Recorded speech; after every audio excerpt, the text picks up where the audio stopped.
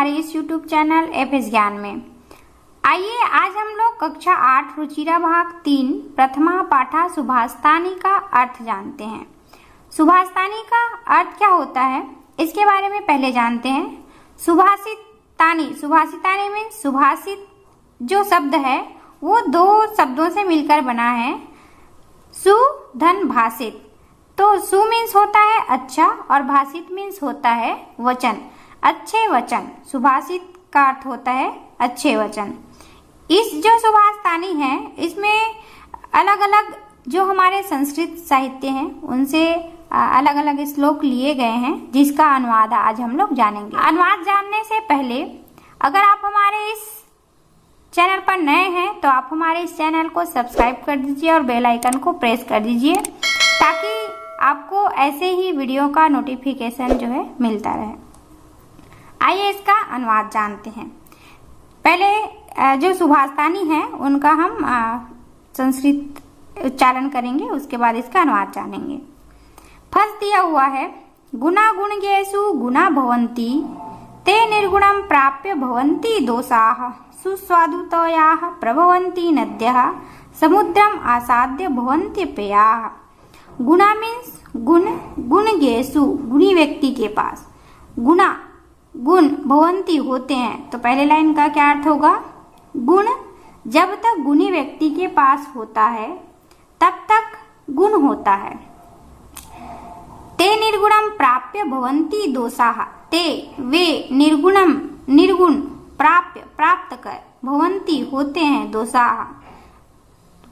पहली लाइन में क्या बोला गया है? गुण जब तक गुणी व्यक्ति के पास होता है तब तक गुण होता है। वे जो है परंतु वे निर्गुण व्यक्ति को प्राप्त कर अर्थात गुणहीन व्यक्ति को प्राप्त होते ही क्या बन जाता है? दोष बन जाता है। सुस्वादुतोयाः प्रभवन्ति नद्यः, जिस प्रकार सुस्वादुतोयाः मीन्स होता है स्वादिष्ट जल वाली, प्रभवन्ति बहती हुई नद्यः नदियां, समुद्रम आसाद्य समुद्र को प्राप्त कर, भवन्ति पेयाः वो अब पीने योग्य हो जाती है। तो इसका अर्थ होगा जैसे स्वादिष्ट जल वाली नदियां बहती हुई समुद्र से मिलते ही अपेय अर्थात न पीने योग्य हो जाती है। तो ये हमारे पहला सुभाषतानी का अनुवाद है। दूसरा सुभाषतानी दिया हुआ है साहित्य संगीत कला विहीनः साक्षात पशु पुच्छ विषाणहीनः। साहित्य संगीत कला आदि से विहीन व्यक्ति, विहीन मीन्स उनसे रहित व्यक्ति है ना। संगीत जो साहित्य है, संगीत है और कला है, तो इन सबसे जो रहित व्यक्ति है वह साक्षात पशु पुच्छ विषाणहीनः, अर्थात यहाँ पे क्या कहा गया है? जो व्यक्ति साहित्य संगीत कला से रहित है वह कैसा है, किस प्रकार का है?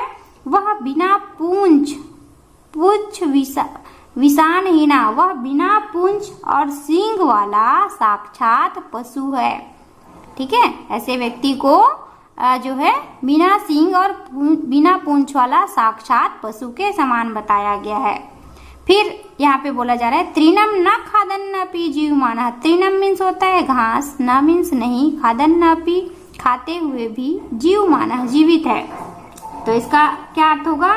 वह घास न खाकर भी जीवित है। तद भागधेयम परम पशुनाम, तद वह भागधेयम सौभाग्य की बात है, परम बहुत ही, पशुनाम पशुओं के लिए। तो यहाँ पे कहा जा रहा है यह उन पशुओं के लिए सौभाग्य की बात है।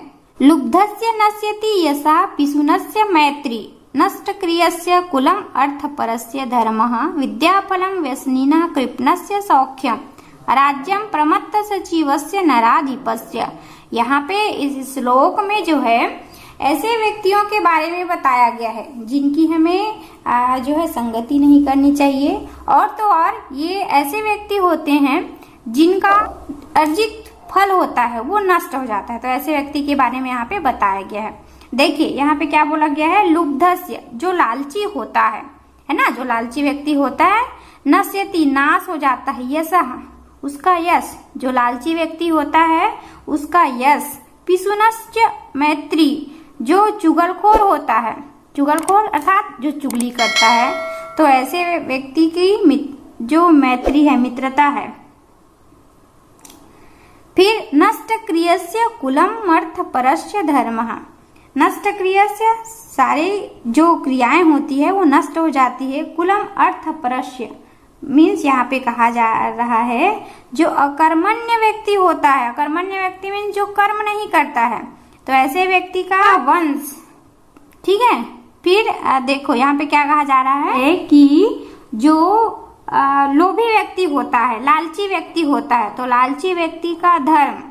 फिर विद्या फलम व्यसनिनः, जो बुरी लत वाले व्यक्ति होते हैं, ठीक है। व्यसनिनः, व्यसनिनः मीन्स जो क्या होते हैं, बुरी लत वाले होते हैं, तो उनका विद्या, बुरी लत वाला व्यक्ति होता है उसका विद्या। कृपणस्य सौख्यम, और कृपणस्य मीन्स होता है कंजूस का, सौख्यम सुख, और कंजूस का सुख। फिर यहाँ पे बोला जा रहा है राज्यम, राज्य प्रमत्त सचिवस्य, जो राज्य होता है तो राज्य में जो आलसी मंत्री होते हैं, है ना, तो ऐसे मंत्री वाले नराधिपस्य, ऐसे जो आलसी मंत्रियों वाले जो राजा होता है तो उस राजा का राज्य जो है क्या हो जाता है, नष्ट हो जाता है। इस सुभाषतानी के माध्यम से बताया गया। अब इसका हम अच्छे से जानते हैं अनुवाद। क्या कहा जा रहा है, लालची व्यक्ति का यश, चुगलखोर की मित्रता, जो अकर्मण्य व्यक्ति है, कर्मण्य व्यक्ति का वंश, धन के लोभी व्यक्ति, जो धन का लोभी व्यक्ति होता है उसका धर्म, बुरी लत वाले की विद्या, कंजूस का सुख, और आलसी मंत्रियों वाले राजा का राज्य नष्ट हो जाता है। चौथे श्लोक में जो है संतों के आचरण के बारे में बताया गया है। आइए जानते हैं यहाँ पे क्या बताया गया है। पित्वा रसम तु कटुकम मधुरम समानम, पित्वा मीन्स होता है पीकर, रसम रस, तू तो, कटुकम कड़वा, मधुरम मधुर, समानम समान रूप से, माधुर्य में मीठा ही, जन्मेन मधुमक्षिकासव, अर्थात यहाँ पे कहा गया है कि मधुमक्खी कड़वा और मीठा रस समान रूप से पीकर मधुर रस का ही निर्माण करती है। संत इस्त तथेव सम सज्जन दुर्जना नाम श्रुत्वा वचा मधुर सुक्त रसम सृजनन्ति, तथेव उसी प्रकार संत लोग सज्जन और दुर्जनों की बातें समान रूप से सुनकर सदा मीठा ही बोलते हैं। यहाँ पे 5वां श्लोक दिया हुआ है, विहाय पौरुषम यो ही देव मेव लंबते प्रसाद सिंहवत तस्य मूर्धनि तिष्ठन्ति वैसा। यहाँ पे जो है ऐसे व्यक्ति के बारे में बताया गया है जो अपने पौरुष को छोड़कर, जो परिश्रम करना छोड़ करके भाग्य के सहारे बैठे रहते हैं, तो ऐसे व्यक्ति के बारे में सुभाषतानी के माध्यम से बताया गया है। देखिए क्या बोला जा रहा है, विहाय पौरुषम यो ही देव मेव लंबते, अर्थात जो व्यक्ति अपने पौरुष अर्थात परिश्रम को छोड़कर भाग्य का सहारा लेता है। विहाय मीन्स होता है छोड़कर, पौरुषम पौरुष को, परिश्रम को, यो ही देव में उलंबते, अर्थात यहाँ पे कहा जा रहा है जो व्यक्ति अपने पौरुष अर्थात परिश्रम को छोड़कर भाग्य का सहारा लेता है, प्रसाद सिंहवत तस्य मूर्धनि तिष्ठन्ति, तो उस व्यक्ति का क्या होता है, उस व्यक्ति की स्थिति, तस्य उस व्यक्ति की स्थिति महलों में बने हुए शेर की तरह हो जाती है जिसके सिर पर कौवे बैठते हैं। जो अर्थात यहाँ पे बोला गया है कि जो पुरुष, जो व्यक्ति परिश्रम करना छोड़ देता है और भाग्य का सहारा लेता है, तो उस व्यक्ति की स्थिति किस प्रकार हो जाती है, जिस प्रकार महलों में बने हुए जो मूर्ति होती है ना, शेर की मूर्ति होती है, उनके सिर पर क्या बैठते हैं, कौवे बैठते हैं, उसी प्रकार की स्थिति उस व्यक्ति की हो जाती है। इस सुभाषतानी के माध्यम से ये बताया गया है। छठा सुभाषतानी दिया हुआ है, पुष्प पत्र फल छाया मूल वल्लक दारू भी है। धन्या महीरुहा येषां विमुखम यान्ति नार्थिनः। यहाँ पे इस श्लोक के माध्यम से जो वृक्ष होते हैं तो वृक्ष के महत्व के बारे में बताया गया है। हम वृक्ष का जो है हम वृक्ष के पास जाएं तो वृक्ष जो है हमें कुछ ना कुछ जो है देता ही है। वृक्ष के पास देने के लिए बहुत सारी चीजें हैं, है ना। तो उसी को यहाँ पे बताया गया। पुष्प, पत्र, फल, छाया, मूल, वल्लक, दारु भी। अर्थात क्या कहा जा रहा है यहाँ पे? फूल, पत्ते, फल, छाया, जड़, छाल, लकड़ी आदि से युक्त पेड़ धन्य है। धन्या महीरुहा येषां विमुखम यान्ति नार्थिनः। जिसके कारण याचक कभी भी उनसे निराश नहीं होते। अर्थात हम मांगने के लिए पेड़ के पास जाएं तो हम कभी भी क्या नहीं होंगे? निराश नहीं होंगे। क्यों?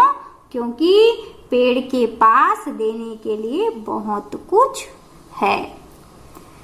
सातवां हमारा सुभाषतानी है। चिंतनीया ही विपदाम अदावेव प्रतिक्रिया न कूपखननम युक्तम प्रदीप्ते वहिन्ना गृहे।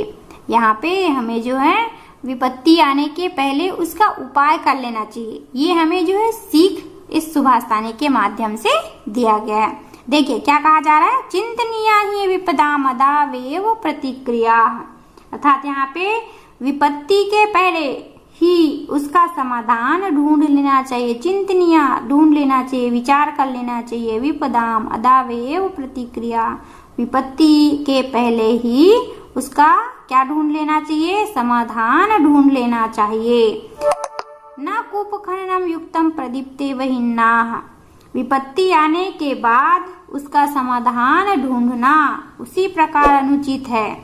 ठीक है, जब विपत्ति आ जाए तो विपत्ति आने के बाद उसका समाधान ढूंढना उसी प्रकार अनुचित है जैसे घर में आग लगने पर कुआं खोदना।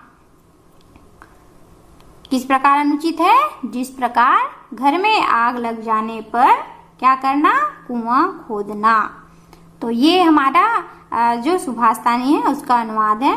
अगर आपको यह वीडियो पसंद आया हो तो आप इसे लाइक कर दीजिएगा और अधिक से अधिक अपने दोस्तों तक शेयर कीजिएगा। धन्यवाद।